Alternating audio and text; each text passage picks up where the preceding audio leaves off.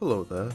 Recently, there's been a drawing tournament going on, hosted by Youtooz, to create a couple models or designs for the 4 girls of Doki Doki Literature Club, of which are Sayori, Yuri, Natsuki, and Monica. To give you some background information, Youtooz is a company that is well known for the pop vinyl-esque figures that usually resemble YouTubers, but eventually began incorporating memes and characters from popular media into their store as well as time went on. Competition itself allowed for the characters to be drawn however you please, whether they're regular attire, casual clothing, or incorporating one of the memes into it instead.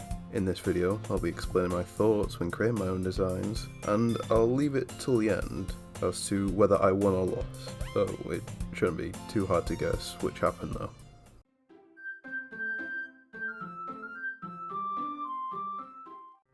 Beginning with Natsuki, I had started with what her outfit was going to be and opted to go with something cute and went for a cat onesie. Since the cupcakes usually had the same themes, I didn't want to make another baker outfit for her, as that was a common occurrence amongst submissions.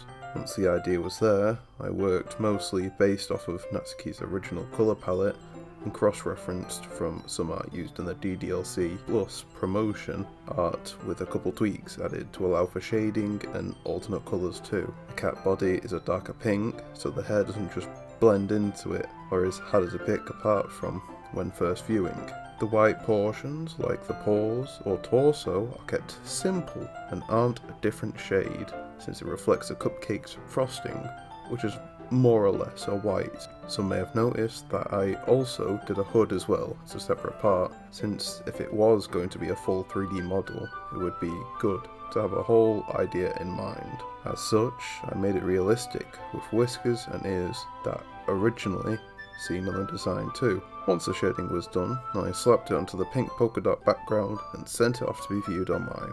Overall, I enjoyed making the design, but can understand that it was rather simple when compared to the others I spotted when going through the tag used to enter the competition.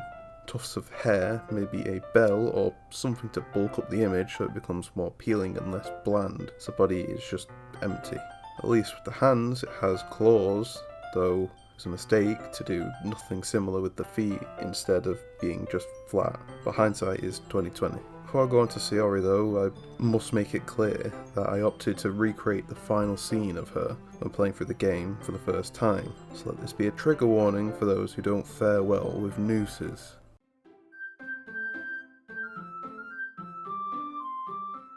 Now, as you can see, I opted to make 2 variations of the same design, since the rules for the competition had everything be suitable for any kind of demographic that drew interest, which is, that's fair enough.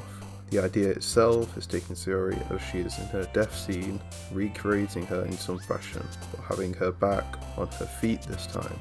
As such, I gave her slippers that matched her bow, had the rope curl around her arm so it wasn't just laying against her body. The rest of it is mostly ripped from the scene itself, but like I mentioned, the horror aspect had to be pulled back a bit in order to apply it into the tournament. From there, I did the same as with Natsuki and used the colour palette from the original artwork to make sure that everything looked as it should, once again shifting the colours in order to shade certain areas. To keep with the Youtooz theme, I portrayed her with the usual arc eyes turned sideways to look like an X, and mostly give the idea she had, perished. When it comes down to it, I didn't have much chance using this design, since the other winners are anything to go by. It seems they wanted to go for more cutesy and original ideas. As such, despite my version being somewhat unique against the others, it wasn't likely to win when given the foresight. Perhaps if I were to keep with this, then it would have been better to juxtapose her being dead with the cheery theme of her character. Having a pose in a more exaggerated way, or with her hands clasped at her cheek, followed by having a leg up, would have given a far better chance to the more subdued position she holds.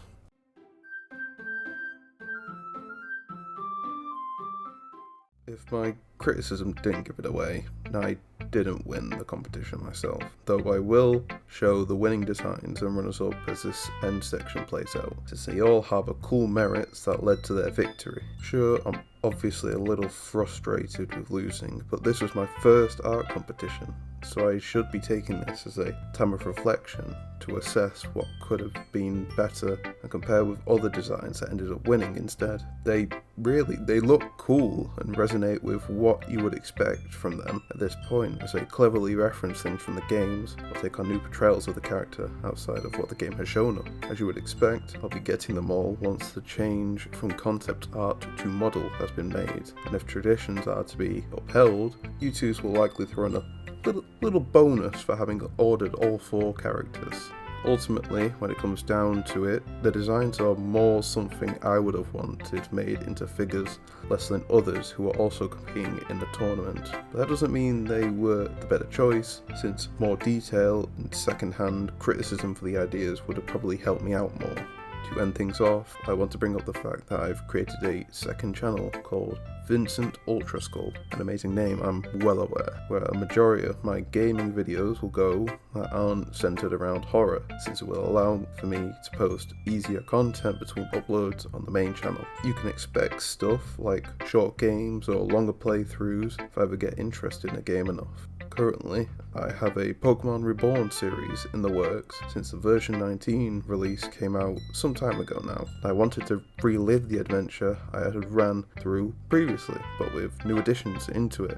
I've also incorporated a challenge not to black out, so I'll have to take a shot. Same if the game is overtly edgy too, since it had gotten a reputation for that, with obvious cases being fretted in there. You need not worry about the audio, my voice being recorded on the same program too. I hope this gives some insight into, my side as an artist compared to what I'm usually like, just doing all this commentary and playing games. And I may bring it back more if I ever do incorporate more stuff into, other challenges, more art competitions. I might just do related stuff where I make thumbnails as well.